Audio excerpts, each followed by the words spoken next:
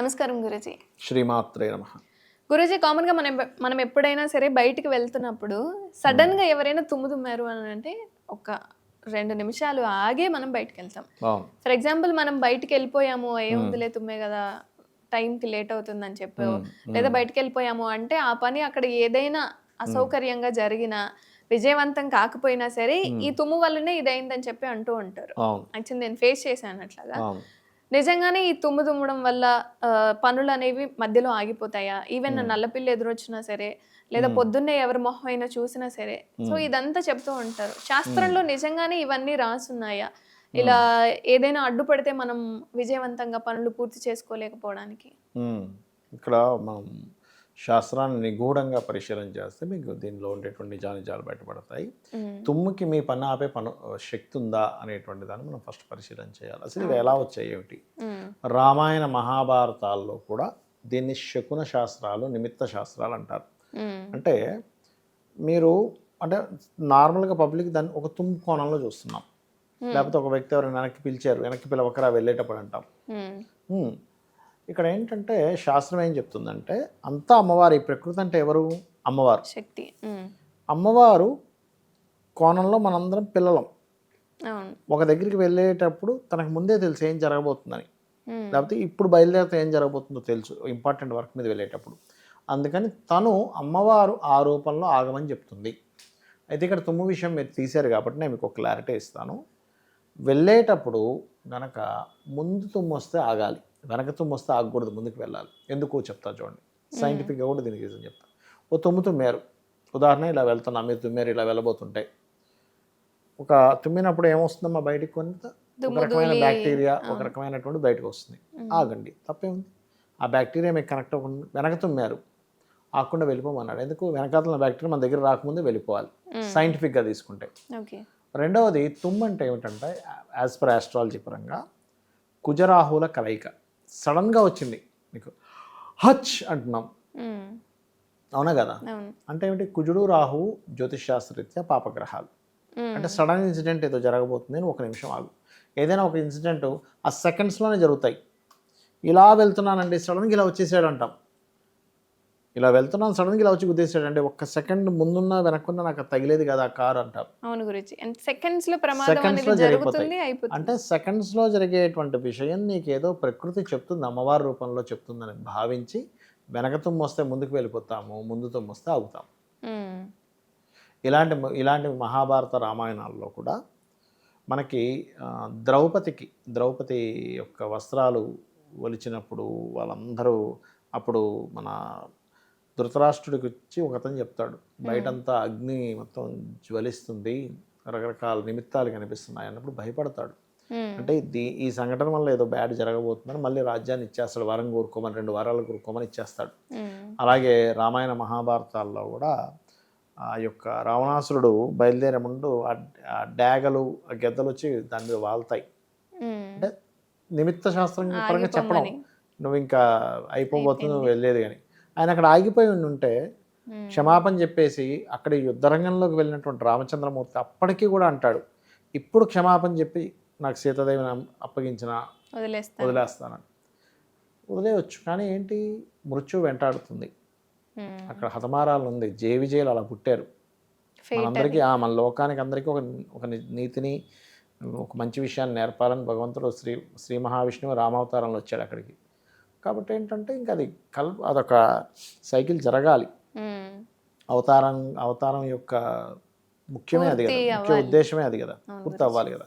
అలా ఏంటంటే అలా ఉంటుంది. అదేవిధంగా ఏంటంటే ప్రకృతిలో తుమ్ము లేదా ఎవరైనా ఎదురొచ్చారు, ఇవన్నీ ఏమిటంటే ప్రకృతి చెప్పేటువంటి ఇండికేషన్స్ ఇవి.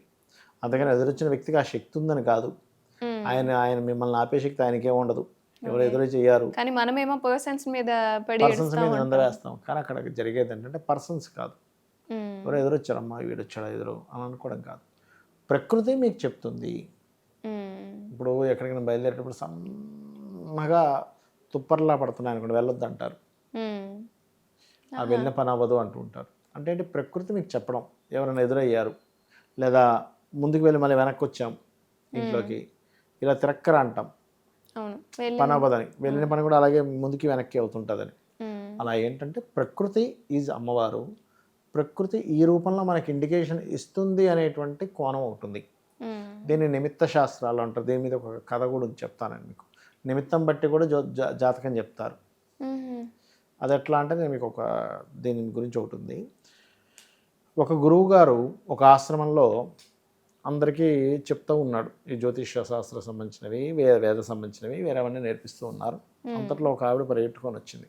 వచ్చి గురుగారు మా అబ్బాయి ఇంటి నుంచి వెళ్ళిపోయాడు, ఏంటి పరిస్థితి అర్థం కావట్లేదు, అలిగి వెళ్ళిపోయాడు కోపగిస్తే, ఏంటి చెప్పండి అనగానే అంతట్లో గురువుగారి భార్య పరిగెట్టుకొని వచ్చి, ఏమంటే బావిలో నీళ్లు తోడుతూ ఉండగా తెగిపోయి బావిలో పడిపోయిందని చెప్పింది. వెంటనే శిష్యుడు లేచాడు అక్కడి నుంచి. లేచి, అమ్మ మీ అబ్బాయి ఇంక రాడు, ఎందుకంటే నిమిత్తం ఇక్కడ ఏం కనబడింది, బావిలో నీళ్ళు తోడుతూ ఉంటే బకెట్ తెగి పడిపోయింది కాబట్టి తెగిపోయింది, ఇంక వెళ్ళిపోయాడు రాడని చెప్పింది. చెప్పంగానే గురువుగారు ఏం చెప్పారు, లేదమ్మా వస్తాడు. అదేంటి సార్ మీరు ఇక్కడ నిమిత్తం చూస్తే ఇలా కనబడింది కదా, వెంటనే ఈ వార్త వచ్చింది కదా మా అడగగానే, ఎందుకు అలా చెప్పారు అంటే, నువ్వు చెప్పినటువంటి దానికి భార్యాభర్తలు అనుకో ఇంకా విడిపోతారని చెప్పాలి, కానీ తల్లి కొడుకుల విషయంలో అలా చెప్పడానికి లేదు. ఎందుకు అంటే ఇప్పుడు ఒక ఇద్దరు వ్యక్తులు రెండు వస్తువులు కలిసినప్పుడు వాటర్ బయటకు వస్తుంది, ఆ రెండు వేరు, తాడు వేరు బకెట్ వేరు. భార్యాభర్త అనుకుందాం ఆ రెండు విషయాన్ని, ఆ రెండు దూరం అయిపోతే వీళ్ళు దూరం అయినట్టు. కానీ తల్లి కొడుకు విషయంలో మనకి జ్యోతిష్ శాస్త్రంలో ఒక్కొక్క వస్తువుకి ఒక్కొక్క గ్రహాన్ని చెప్పబడింది. వాటర్ ఈజ్ మూన్, వాటర్ అంటే చంద్రుడు, చంద్రుడు అంటే ఏంటి జ్యోతిష్ శాస్త్రంలో తల్లి కారకుడు. అదేవిధంగా కొంచెం వాటర్ అయితే మూను చిన్నపిల్లలకు కారకుడు. మూన్ అంటే మళ్ళీ బకెట్ లో ఉన్న వాటర్ పైకి వస్తూ విడదీయాల్సింది కాస్త మళ్ళీ కలిసిపోయింది వెళ్ళి. ఓకే ఫైన్, అర్థమైంది గురించి. అంటే విడిపోతాం అనుకున్నది కాస్త మళ్ళీ కలిసింది కాబట్టి అక్కడ ఖచ్చితంగా వాళ్ళు వచ్చి కలుస్తారని చెప్పడం జరిగింది. అలాగే మేము జ్యోతిష్ శాస్త్రంలో కూడా ఇప్పుడు ఉదాహరణకి ఎవరో పెళ్ళి అవుతుందా అని అడిగారు, కలుస్తుందా అని. ఏదో జాతకం చూస్తే ఇలా చూశాను, ఎటువైపు ఒక ఇద్దరు వ్యక్తులు నడుచుకుంటూ వస్తున్నారు, ఆడమగ, ఆమె కుదురుతుంది. అలా వస్తున్నాం, వాళ్ళు అప్పుడే ఇలా దూరం అయిపోయారు. కష్టం అండి, మళ్ళీ కొంచెం టైం పడుతుంది, క్లాషెస్ వస్తాయని చెప్తాం. అలా ఏంటంటే దీన్ని నిమిత్త శాస్త్రంలో మనుషులనే కాదు, ఇప్పుడు ఎవరో ఏదో అడిగారు గవర్నమెంట్ జాబ్ వస్తుందా అని, అప్పుడే నేను పేపర్లో సూర్యుడు ఉదయిస్తున్న ఫోటో కనబడింది. సూర్యుడు గవర్నమెంట్కి కారకుడు.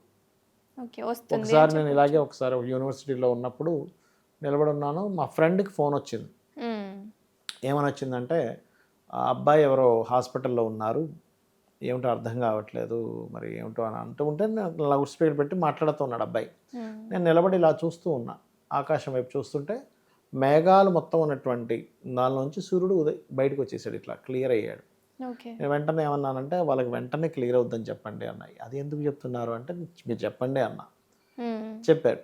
చెప్తే నన్ను అడిగాడు ఆయన, ఎందుకు ఎలా చెప్పారు మీరు, ఆయన జాతకం లేదు కదా అంటే, మనం ఆకాశంలో చూస్తున్నాము, మేఘాలు ఇస్ రాహు, అవి దూరం అయిపోయి సూర్యుడు బయటకు వచ్చాడు, సూర్యుడు ఆరోగ్యానికి కారకుడు కాబట్టి, సన్ ఈజ్ ది కారకాపు ఆరోగ్యం భాస్కరాదిత్యత అంటారు కాబట్టి ఆయన బయటకు వస్తారంటే, నెక్స్ట్ డే వాళ్ళు ఫోన్ చేసి చెప్పింది ఏంటంటే, నిజమేనండి ఐసీయూ నుంచి బయటికి తీసుకొచ్చారు, బాగున్నాడని చెప్పారు. అలా ఒక్కొక్క దానికి ఒక్కొక్క నిమిత్తాన్ని తీసుకుంటాం.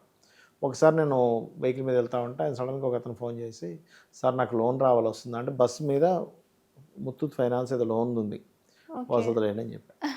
అంటే ఏంటి నిమిత్తం, ఆ సమయానికి అక్కడ మనకేం కనిపిస్తుంది, దాన్ని క్లియర్గా అర్థం చేసుకోవాలి. మళ్ళీ అర్థమైంది గురించి. ఇప్పుడు మీరు అంటే మీ దృష్టి ప్రకారం ఇప్పుడు ఆకాశం పక్కకి వెళ్ళిపోయి సూర్యుడు వచ్చారు అంటే రాహు అని తెలిసి మీకు తెలుసు, కానీ సాధారణ మనుషులు మాకు తెలియదు కదా. నార్మల్ పీపుల్ ఆస్ట్రాలజీలో కారకత్వాలు అవన్నీ నేర్చుకుంటే నిమిత్తం ద్వారా కూడా తెలుసుకోవచ్చు. అట్లా అర్థమైంది గురించి. అంటే మనం ఏ పని చేస్తున్నా సరే పర్సన్స్ ని మనం ఇంక్లూడ్ చేయకుండా ప్రకృతి దానికి ఏదో ఒక సందేహం పంపిస్తుంది కాబట్టి కొంచెం సమయం ఆగి మనకి చెప్తూ ఉంటుందమ్మా, ప్రకృతి చెప్తూ ఉంటుంది.